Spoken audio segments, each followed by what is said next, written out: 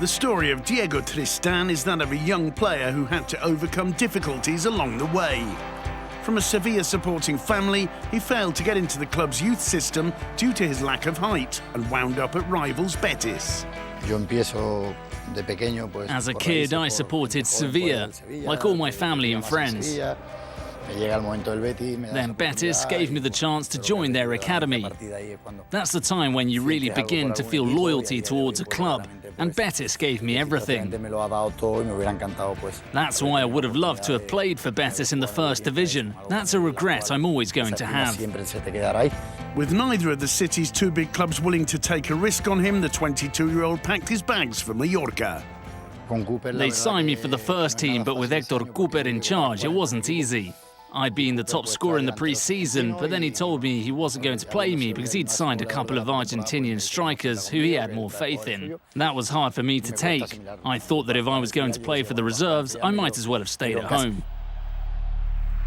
But everything changed on the 12th of September 1999 when Fernando Vázquez took over the reins at Mallorca for the third round of matches of the season. The coach from Galicia gave him his first start against Numancia, and Tristán responded as he knew best by scoring a goal. Scoring on my top-flight debut against Numancia in my first Liga game, the same as I did on my debut with the national side, those are things you never forget. A phenomenal first season in LALIGA with 18 goals put Diego on the shopping list of some of the biggest clubs. He even signed a pre-contract with Real Madrid, although that dream move fell through. Mallorca signed a pre-agreement with Real Madrid. They did this because they were going to hold elections for the club president, but it fell through. Now I can understand Florentino Pérez. I'd signed with his rival for the presidency, and when he won, he decided not to take a chance on me.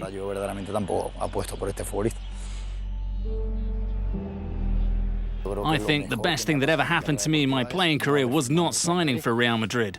Obviously, I'm saying that in inverted commas, because every player dreams of signing for Madrid or Barca. But for me, what made me into a top player was signing for Depor.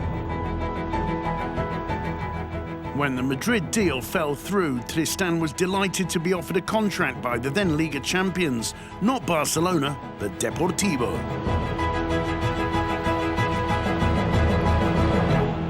In A Coruña, he enjoyed the best years of his career, winning 3 titles and a Pichichi trophy. Tristán, and with him Dani Guiza, are the only Spanish strikers to have won the top-scoring award in the last 15 years.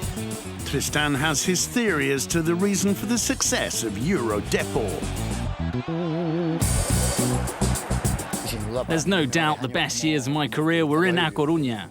I spent 6 years there, and especially the first 3 seasons were incredible, full of successes and magic moments. I represented Spain, I played the Champions League, and I was La Liga top scorer. I practically did it all.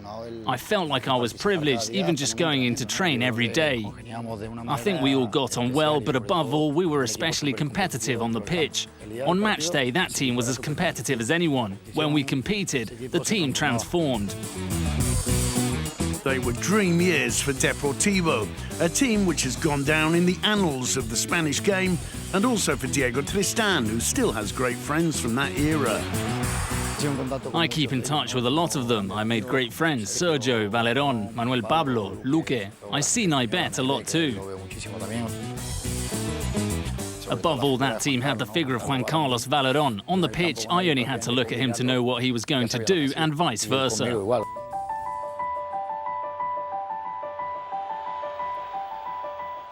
Everyone who enjoyed watching Diego back then would agree that he was one of the most talented strikers of the period.